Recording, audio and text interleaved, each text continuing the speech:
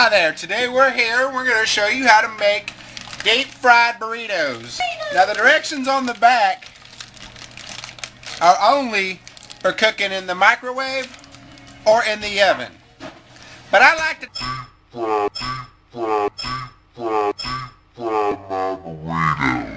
the best oil to cook deep fried burritos is Crisco. We're going to deep fry some burritos here.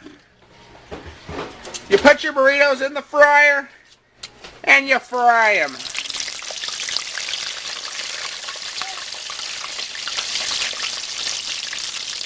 There is no directions on the bag to deep fry these burritos, but we're going to fry them for 6 minutes.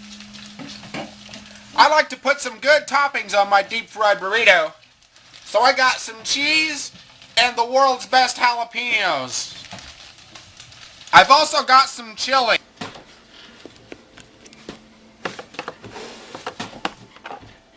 I like chili on my burritos. And I got some of the world's best jalapenos. Cheese. For some extra protein, try putting a fried egg on top. Really bad. Every good burrito needs salsa.